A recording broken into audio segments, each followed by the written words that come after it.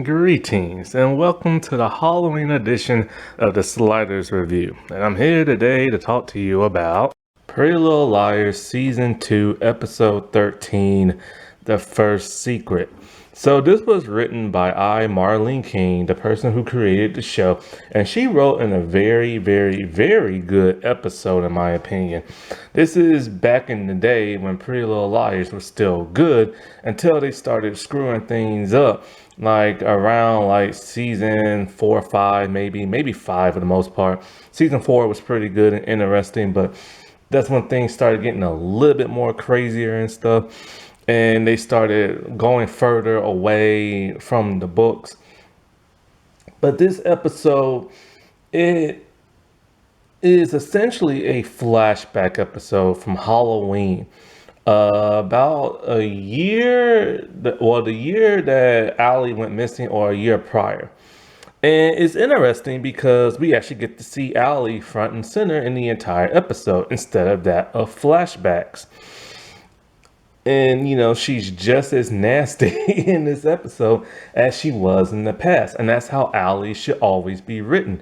When they brought her back later on in the series, she still had her biting edge until she lost it and turned nice and she became uninteresting. Also, this episode piggybacks from a lot of stuff from the flashbacks of season 1, explaining a lot more. So we get a deeper dive into what those flashbacks were about in the first season. And then the problem I have with this episode is 2. Basically, it's an Easter egg of a cameo of one character that is very strange and will make what he did even creepier.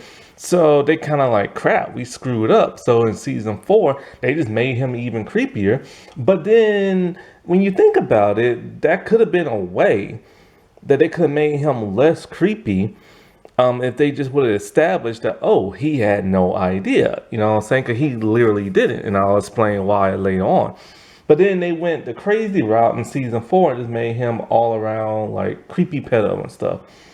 And then they retconned something else where it kind of adds more to the story, but at the same time, when you watch the pilot episode in season 1, like it's just kind of like they don't make no sense.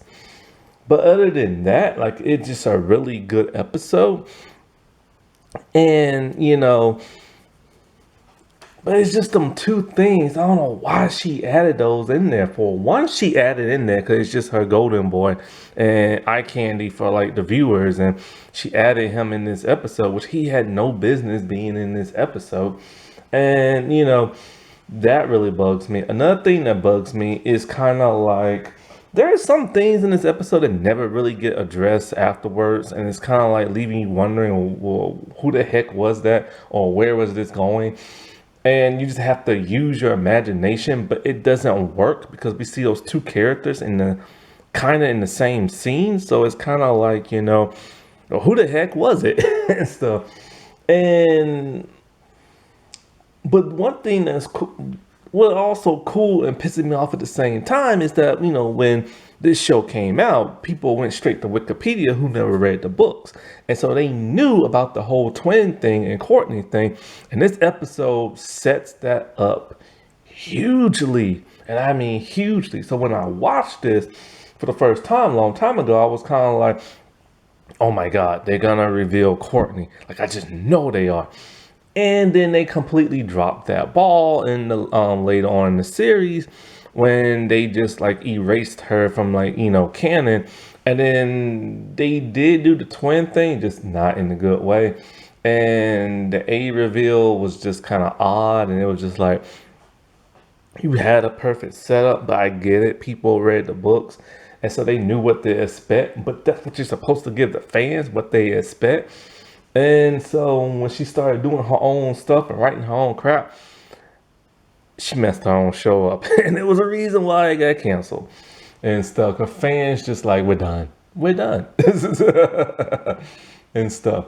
But if they would have revealed that as they were setting up, then it would have been perfect, in my opinion. And so this Halloween episode, like I said before, is Allie front dab center. Because at this point in time, we presume she was dead. Because that's how, she was in like the books and stuff. Until they brought her back later on in the series. But for now, she is alive front and center, and she's doing what she always does, making people's lives miserable. She's basically scaring the piss out of a little boy by telling him a really scary horror story about two twins fighting over dolls, and one twin killed her other twin and had to be put in the same asylum. This is foreshadowing what I assume was Courtney, because it's in the book. In the books, Courtney killed Allie. Courtney was A. And she pretended to, like, be Allie and everything. She was once in the insane asylum. And then they found out Allie's been dead the whole time, and the person they was friends with was actually Courtney. But Marlene King dropped the ball big time on that.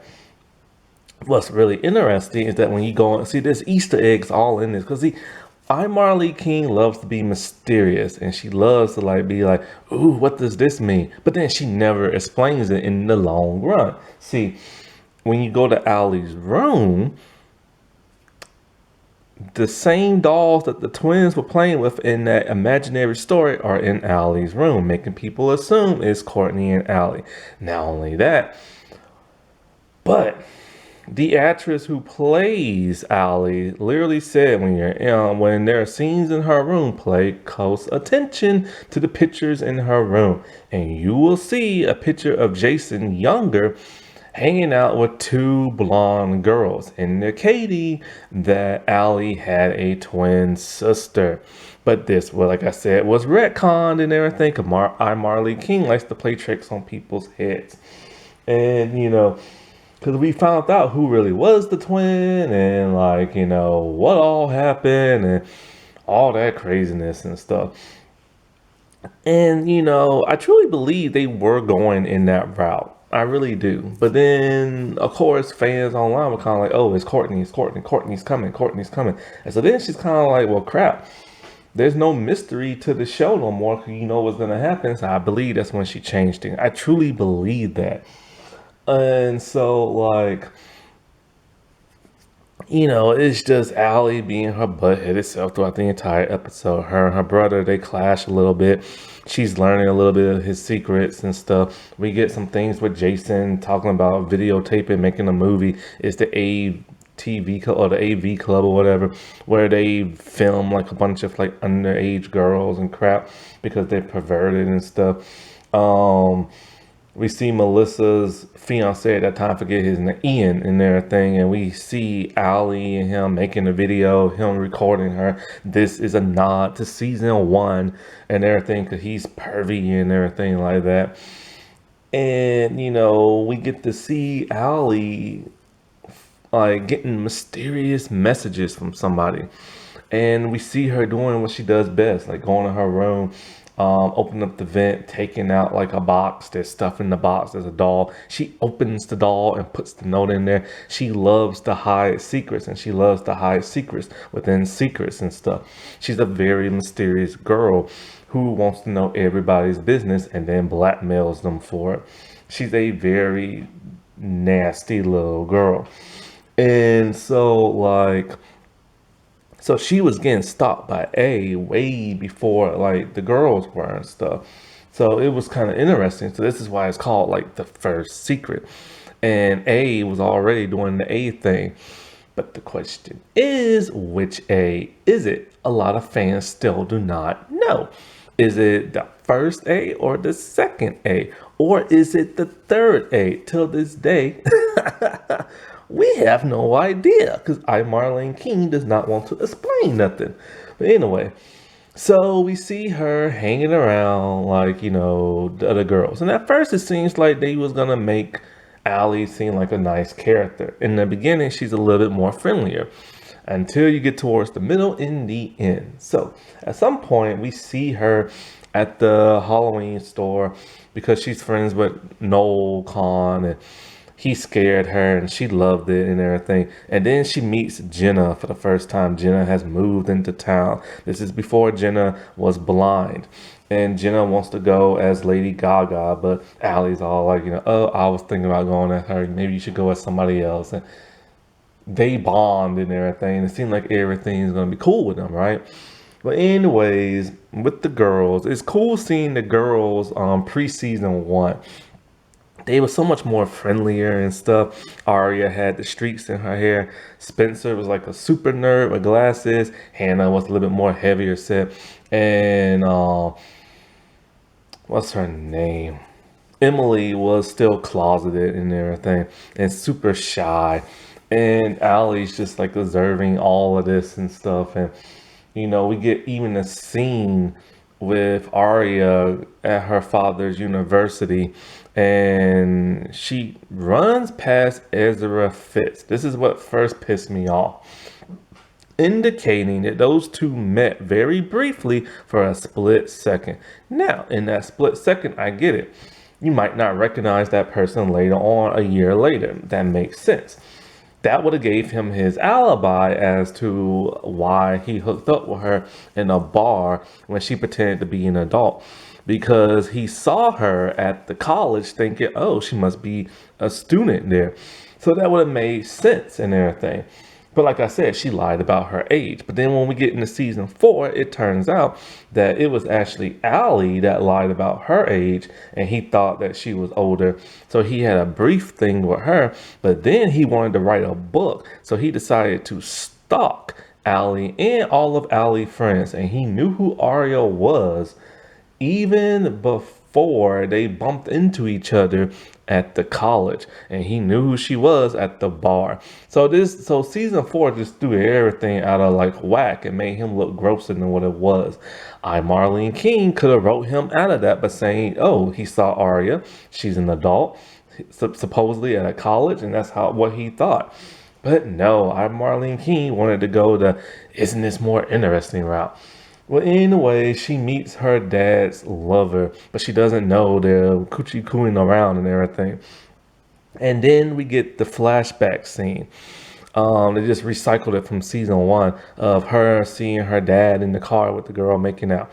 And then she confronts her dad, talking about, I can't believe you did this to mom and stuff like that.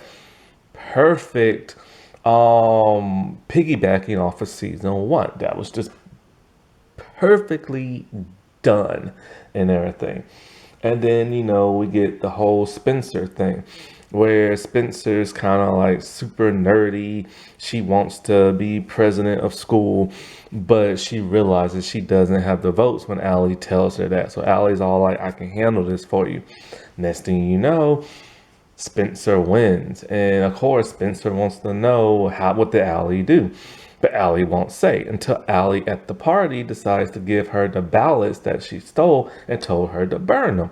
And, that will show, because the thing about season 1 is that Spencer is obsessed with Melissa being so perfect and trying to be outdo her, always stealing Melissa's boyfriends and stuff. That would have been perfect setup to show just how eager she is to be president, that she's willing to cheat.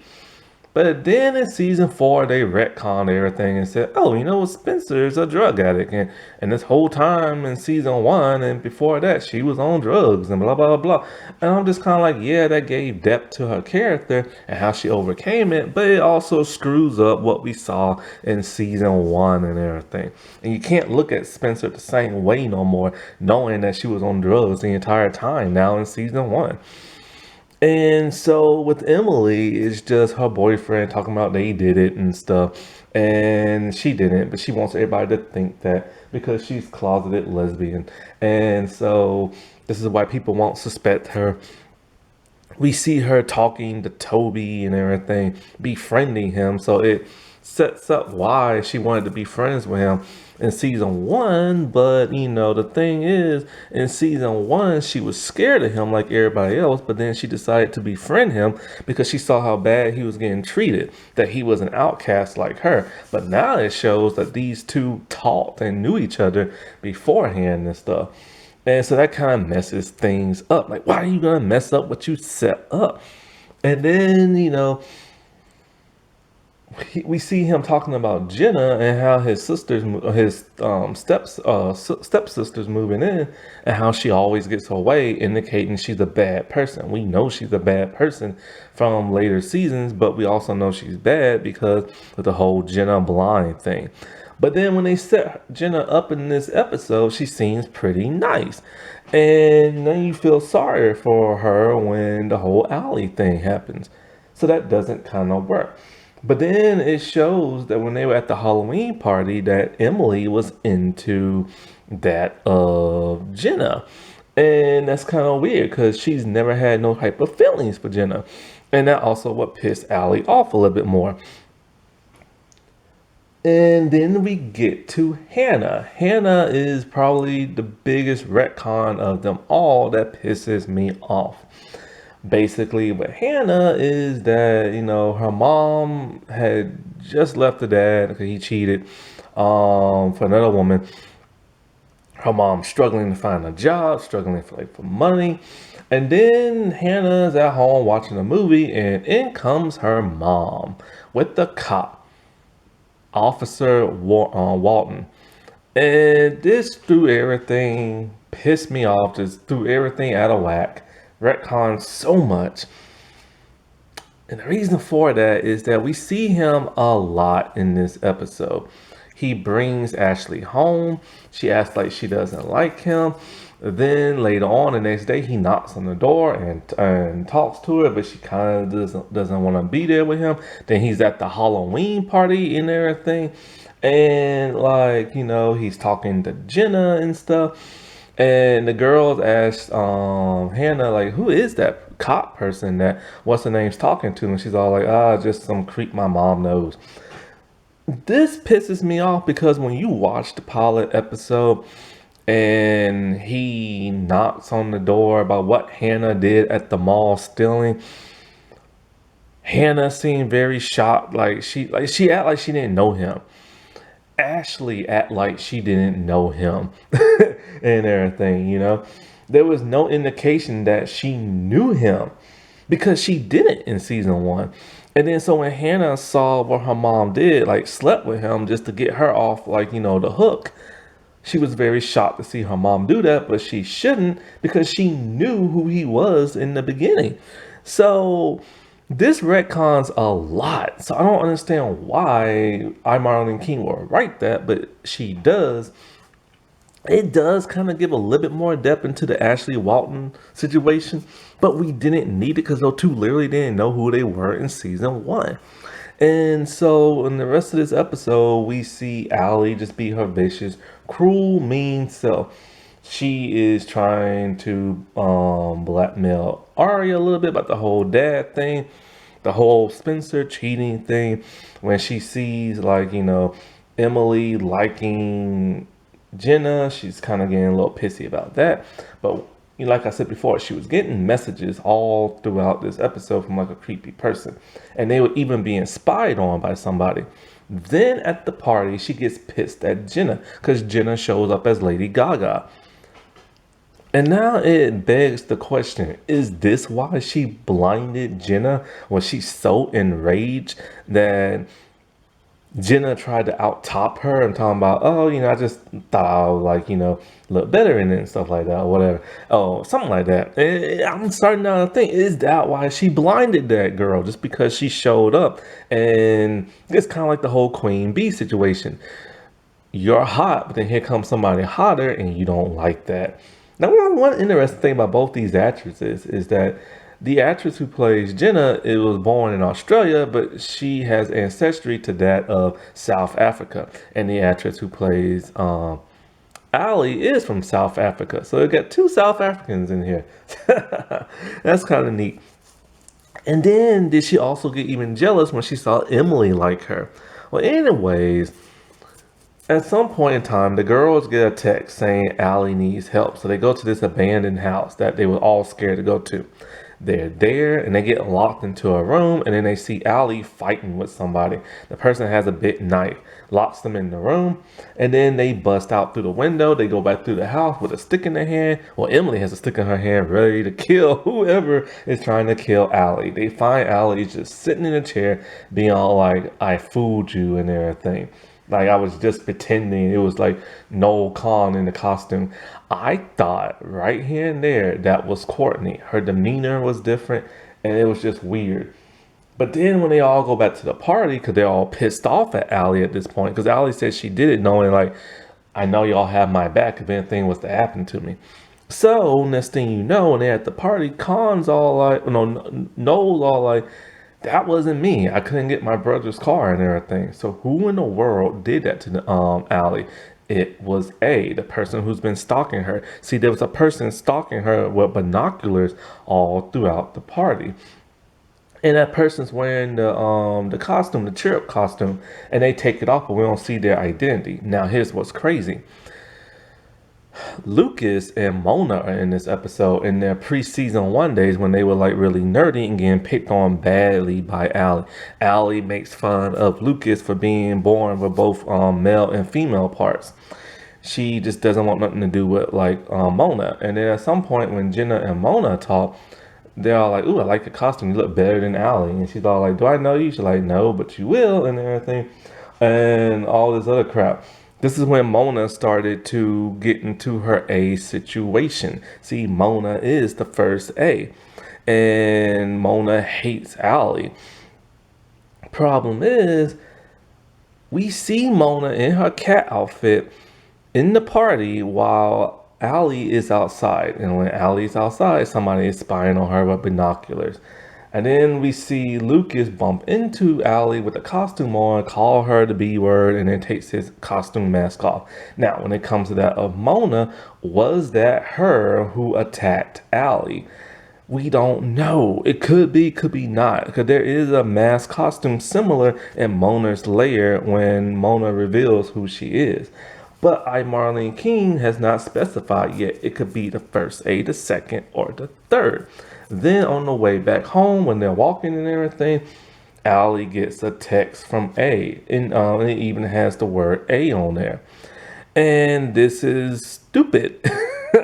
Because the reason why A signs everything A is because of that of Allie. That's how it is in the books. That's how it was in the first season. When Allie went missing and presumably dead, they signed it A, and it made the girls think, oh, is she still alive, but writing to us or something like that. But it's the first A, it's the first A who is taunting her and stuff. Or maybe it's not, I don't know, nobody knows yet. And so the girls ask, who is it? She's like, oh, nobody, just a wrong number or something like that. And so, you know, we knew that A was stalking Allie way before they were stalking the girls. But why would Mona sign an A for? She only did that when Allison went missing. So even though Marlene King wrote a great episode, it's still a little flawed and everything because that's just how she writes. Now, wasn't that spooky? Alright, well, I shall talk to y'all later. Bye.